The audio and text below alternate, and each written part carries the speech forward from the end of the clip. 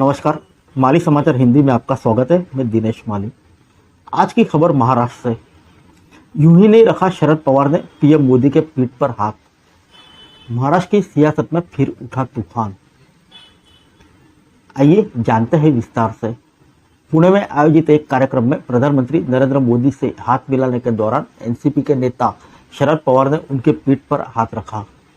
पीठ पर हाथ रखे जाने के बाद महाराष्ट्र की सियासी गलियारों में तमाम तरह की चर्चाएं और हलचल होने लगी।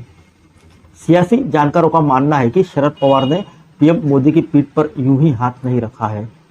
शरद पवार की प्रधानमंत्री मोदी के कार्यक्रम में शामिल होने को लेकर उनके सहयोगी संगठन उद्धव ठाकरे की शिवसेना पहले से ही विरोध कर रही थी। बावजूद इसके अब जब शरद पवार ने इस कार्यक्रम में शिरकत की और प्रधानमंत्री मोदी के पीठ पर हाथ रखा तो महाराष्ट्र की सियासत में फिर से एक बार सियासी हलचल मच गई है। प्रधानमंत्री नरेंद्र मोदी की पीठ पर पवार के हाथ रखने के बाद महाराष्ट्र के सियासत में हलचल मचनी शुरू हो गई है। दरअसल शिवसेना शुरुआत से ही कहती आ रही है कि शरद पवार को इस कार्यक्रम में शामिल नहीं होना चाहिए। शिवसेना उद्धव ठाकरे के नेता संजय राउत कहते हैं कि मंच साझा करने से संदेश गलत जाने की सबसे ज्यादा संभावना है। राजनीतिक जानकार कहते हैं कि अब शरद पवार ने उसी मंच से मोदी की पीठ पर हाथ रख दिया जिस पर उनकी पार्टी को तोड़कर सत्ता पाने वाले भतीजे अजित पवार भी मौजूद थे, तो सियासी मायने निकाले जाना स्वाभाविक है।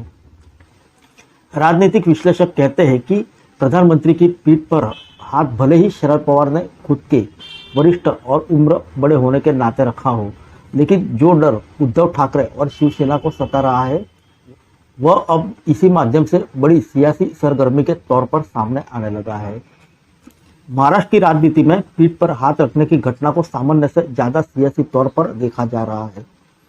राजनीतिक विश्लेषक कहते हैं कि महाराष्ट्र की सियासत में यह लगातार चर्चाएं होती रही है कि कहीं ऐसा न हो कि शरद पवार सियासी लड़ाई में कहीं न कहीं अंत तक अपने भतीजे अजित पवार के साथ आ जाए। इसके पीछे का तर्क देते हुए विश्लेषक कहते हैं कि हाल ही में अजित पवार और उनके साथ गए एनसीपी के विधायक जब शरद पवार से मिलने गए तो अजित पवार ने शरद पवार से आशीर्वाद लेने और उनके साथ बने रहने की गुजारिश की थी। हालांकि शरद पवार की ओर से इस मामले में कुछ न कहते हुए वह लगातार विपक्षी दलों के बने गठबंधन की बैठकों में शामिल होते रहे। उससे संदेश तो उनकी ओर से स्पष्ट दिया गया है। महाराष्ट्र के सियासी गलियारों में कहीं यह बात तो तैरती रही है कि क्या शरद पवार अजित पवार को अपना लेंगे।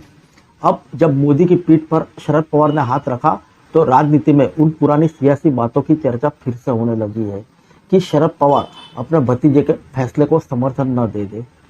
महाराष्ट्र में चर्चा इस बात की भी हो रही है कि शरद पवार अगर अजित पवार को समर्थन देकर उनके फैसले का स्वीकार करते हैं तो उनके नेताओं को केंद्र में भी जगह मिल सकती है।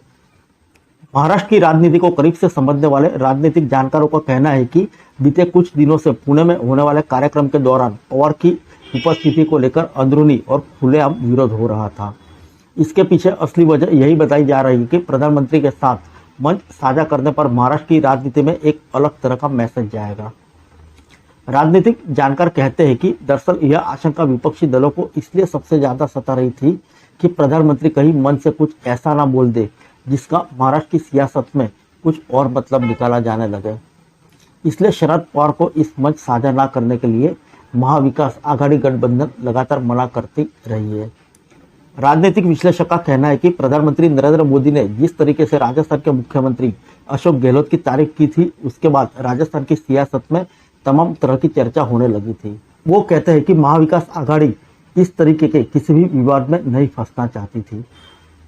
शिवसेना उद्धव ठाकरे के राज्यसभा सांसद संजय राउत ने कहा कि अगर इस समय शरद पवार प्रधानमंत्री के साथ मंच साझा करते हैं तो इससे लोगों तक विपक्षी गठबंधन को लेकर क्या मैसेज जाएगा, इससे पवार को भी अवगत होना चाहिए। महाविकास आघाड़ी के प्रमुख घटक दल कांग्रेस ने भी शरद पवार को इस कार्यक्रम में शामिल न होने का अनुरोध किया था। मुंबई कांग्रेस की नेता वर्षा गायकवाड़ कहती है कि शरद पवार इस कार्यक्रम में ना शामिल हो क्योंकि इसका संदेश बिल्कुल अलग होगा। फिलहाल महाराष्ट्र में प्रधानमंत्री नरेंद्र मोदी के कार्यक्रम में शरद पवार के शामिल होने के बाद तमाम तरह की सियासी चर्चाएं तेज हो रही है। फिर मिलेंगे अगले बुलेटिन में अन्य किसी खबर के साथ। तब तक के लिए इजाजत दीजिए। नमस्कार।